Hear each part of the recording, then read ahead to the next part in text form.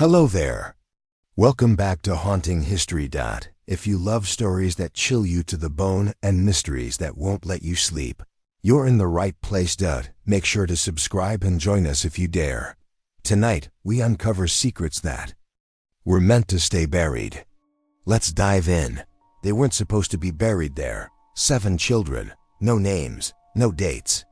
Just white crosses at the edge of the forest like a line drawn in blood. And the heirs, they didn't bury the truth. They sold it, they took the money and ran. But they left the door open. And when I stepped through it, I learned what they were paid to forget. This isn't a ghost story. It's a ritual story. A transaction. One made in shadows and paid for in generations of silence. If you've ever felt like the world operates by rules no one taught you, this is your initiation. Because everything you've been told about history, the textbooks, the timelines, the good men, and the wars they fought, it's all scaffolding. Pretty lies built to keep your mind caged, your eyes forward, and your soul blind. But behind it, there's rot, there's legacy. There's old money made from young blood and contracts signed in things deeper than ink. And there's one named Maddox. A family of wealth, respect, and secrets they swore would never leave the house. Until I bought it. They sold it for pennies. Not because they needed cash, but because they needed out. But the thing about legacy is, it doesn't sell, it waits.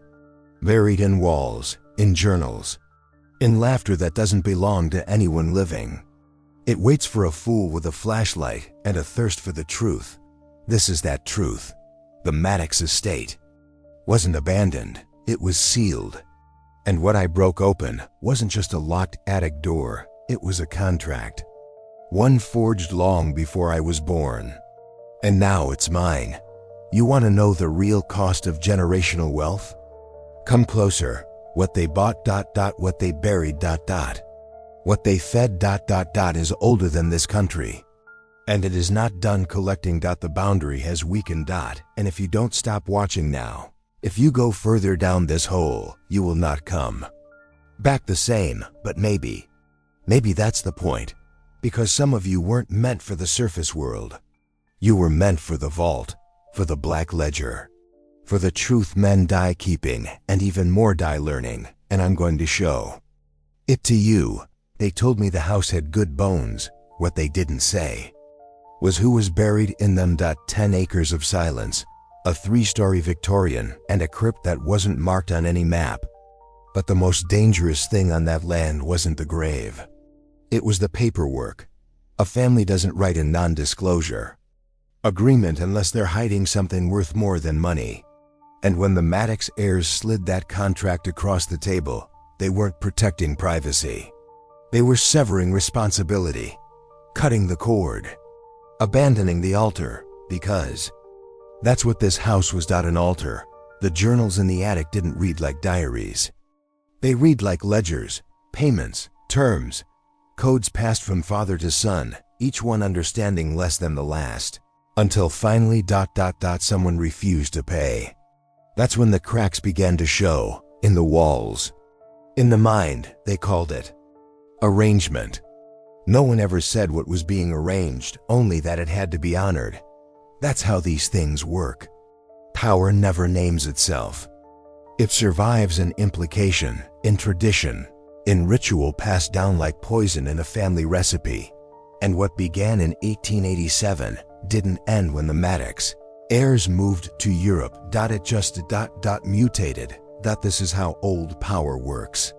Not through laws or weapons, but through silence. Through families that feed something older than government. They feed it with land, with blood, with obedience. You see, real corruption isn't loud. It's ancestral. It's built into deeds and wills and agreements, notarized by men with trembling hands and buried consciences. That's why the house was sold as is. Because what's inside can't be cleaned out. It can't be renovated. And it damn sure can't be evicted. It was invited generations ago. And it kept its side of the deal until the payments stopped.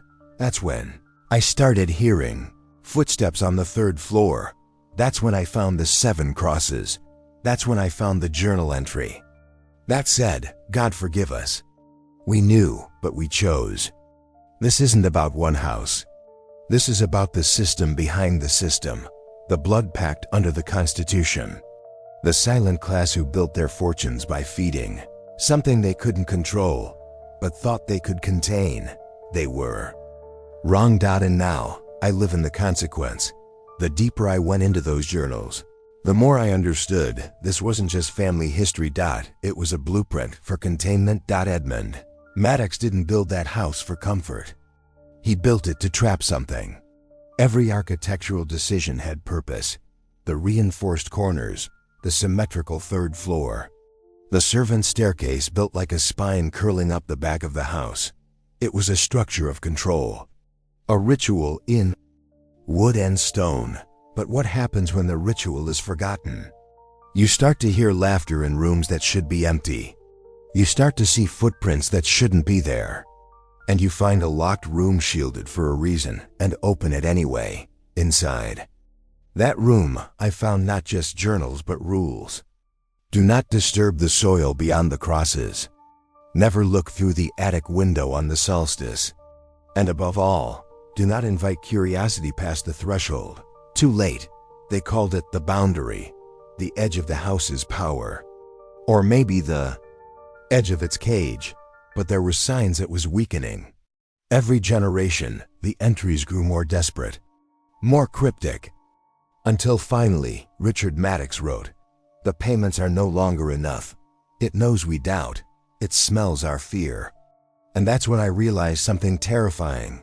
This wasn't just about the Maddox family. There was another name in the journals, repeated like a signature written in shadow. Langford. They weren't just lawyers. They were handlers. A family assigned to keep the Maddox bloodline compliant. Think about that. A second bloodline running parallel, not to govern, but to control. And when the Langfords vanished in the 70s, everything collapsed. No more mediators, no more payments. The house went silent. The land went hungry. That's when the heirs fled. They didn't just want to sell the house, they wanted to erase it. But when you break a chain, something always slips loose. That's why the real estate agent wouldn't step inside. That's why the NDA was pushed across the table without a word. Because this isn't property.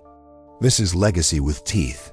And I walked into it like a lamb into a cage lined with mirrors. But you're here now too, aren't you? Still watching. Still listening. Just remember, every word brings you closer to the edge. You feel it, don't you?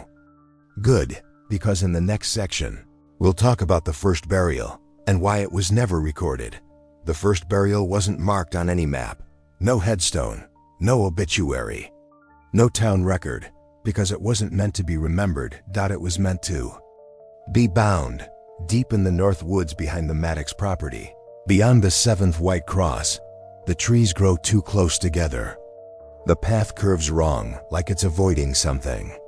And if you walk far enough in silence, you'll find it. A clearing that never feels warm.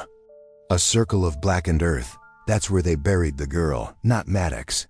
Not Langford. Riley. The youngest of the 7 children.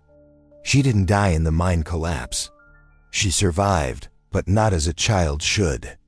The journals only hint at it, calling her the returned one. Her brother Thomas, just 8 at the time, wrote in a letter to a cousin. She came back 3 days later, not hurt, not crying, just watching. Mama says she sleeps with her eyes open.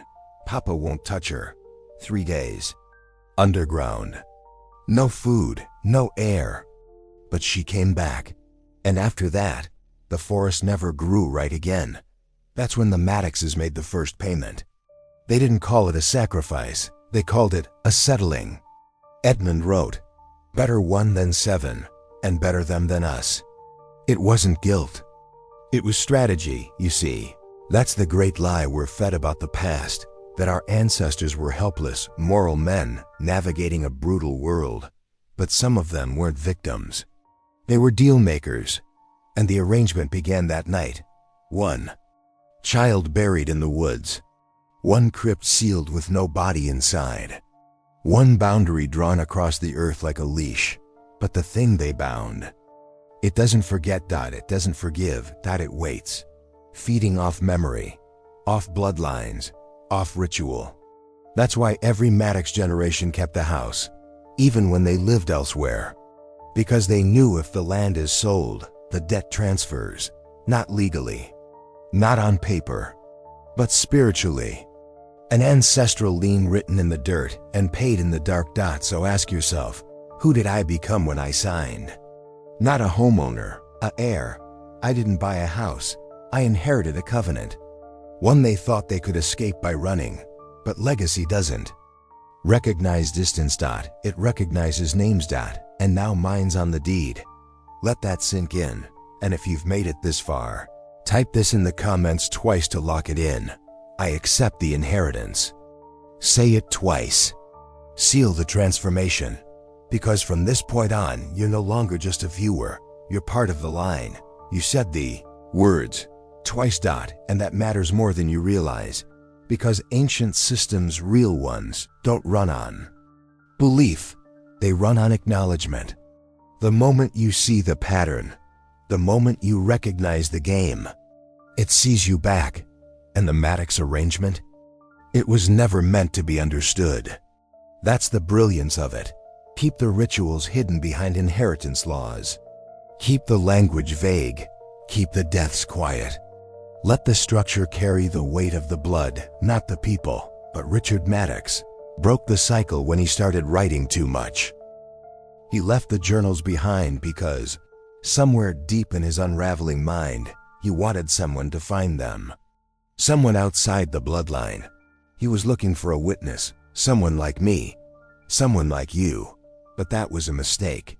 Because the arrangement doesn't need witnesses. It needs obedience, and I refused.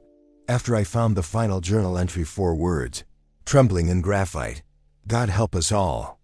I noticed the attic felt warmer, the shadows longer, as if the house itself was exhaling. I thought about leaving, about walking away from it all. But then I found the letter, not in the journals, not in the house, buried inside the Maddox crypt. I broke in at midnight, took bolt cutters to the rusted gate, pried open the stone hatch, and descended into the cold. No bodies, just dust, empty stone beds, and a single envelope, yellowed and wax sealed. No name. Just the Langford SIGIL. Inside, a handwritten note, dated 1888. Once the gate is opened, it must never be closed again. Not by human hands, not by holy words. The price of silence is blood. The price of truth is worse. They knew Langford wasn't just legal counsel. They were the keepers of the chain. The ones who made sure the Maddoxes never forgot what they owed. But when Langford's bloodline ended, the responsibility didn't vanish. It dispersed. To anyone who touched the house. The mailman, the appraiser, the agent, and now me. And now you. Because here's the secret they never wanted written. You don't need to believe in the arrangement. You just need to understand it. And the moment you do, it begins watching. The next time you wake up at 3:17 a.m. for no reason. The next time you hear a whisper when you're alone. The next time a memory feels borrowed. You'll know this is where the descent truly begins. Most men live their lives protected by not knowing. It's not weakness, it's design. This world isn't held together by laws or logic. It's held together by unspoken pacts. Deals made behind oil portraits and closed courtroom doors. And the men who make those deals, they never sign with a pen. They sign with legacy. The Maddox family didn't pay to keep the evil out. They paid to keep it in. To keep the boundary solid. To keep the woods quiet. To keep the real history buried under manicured lawns and ivy. League donations. But the cracks are showing now. And the truth is bleeding through. Let me show you just how deep this goes. After I opened the Langford letter, things changed. Not just in the house, but in me. I stopped dreaming the way I used to. Instead, I started remembering things I'd never lived. Sounds, shapes, a woman's voice whispering, "Don't break the circle." The next day, I found the circle, carved into the basement floor. A geometric pattern scorched into the stone older than the house itself. That's when I knew this went beyond Maddox. Beyond Langford. This was pre-American, pre-Christian, pre-language, a rite buried beneath a house, buried beneath a name, buried beneath a sale. So I went to the county records office. I asked for land surveys dating back to the 1800s. The clerk gave me a strange look but handed them over. That's when the bottom dropped out, because according to the records, the Maddox house wasn't the first structure on that land. There was an earlier building, wooden, crude, built in 1797, destroyed by fire in 1802. No survivors. No cause. Just a single note in the margin, left unmarked per Langford order. Langford existed before Langford existed. Their name, their line, it's a mantle, passed from one bloodline to another, like a sentient mask worn by men who knew the price of history. And still chose power. That first fire? That wasn't an accident. That was containment. And when the Maddoxes arrived in the 1880s, they weren't settlers. They were custodians, chosen, wealthy, compliant. And when they broke the chain, it didn't die. It waited. And it's not waiting anymore. Because this isn't just a haunted house. This is a reminder that no matter how far you think you've climbed, there are still older hands pulling the strings from below. What do you think power looks like? Is it a man in a suit standing in front of a camera? No. Real power hides in silence. It signs no treaties. It leaves no fingerprints. It speaks in architecture, ritual, and inheritance. And the Maddox estate was a monument to that kind of power. A house that wasn't built to be lived in. It was built to contain, to observe, to remember. But more than anything, to obey. I kept searching. Not because I wanted answers, but because I couldn't stop. Obsession isn't an accident in places like this. It's a mechanism, a pull. One night I traced the floor plan of the house, layer by layer, trying to find where the basement ritual circle aligned with the rest of the home. And that's when I found it. Every major room, every staircase, every beam, the entire house was constructed to mirror the shape of the circle. Like a shell wrapped around an egg. Like armor. But armor against what? The journals hinted. They called it the mouth. Other times, the listener. Always capitalized, never explained. But every few decades, a Maddox heir would hear it. And always on the same day, December 21st, the solstice. The longest night of the year, Richard Maddox wrote, "It's beneath the house. It dreams with open eyes. It listens when I speak. It grows restless when I write. I think it remembers the fire." The Langfords knew. That's why their letters were sealed in beeswax. Why their instructions included rituals, not legal clauses. Why they ordered the boundary be redrawn every generation. Because when you inherit land like this, you don't inherit property. You inherit placement. Your name becomes a signal. Your blood becomes currency. And I'd been spending mine every night. I stayed in that house because I began hearing it too. Not with my ears, with my nerves. A pressure behind the eyes. A whisper in the jawbone. A vibration in the roots of my teeth. One night it said, "You're not him, but you'll do." That's when I knew. It wasn't hunting the Maddox bloodline anymore. It was hunting the role. The debt didn't end when the family ran. It transferred to anyone foolish enough to step into their place. And I signed the deed. But now you've listened. You've accepted the inheritance. So ask yourself, do you think it only watches me? Or is it already listening to you too? I tried to leave, packed a bag, keys in hand, 1 foot out the door, but the house wouldn't let me. Not in the Hollywood way. No slamming doors, no broken engines. It was subtler than that. The way the air turned thick at the threshold.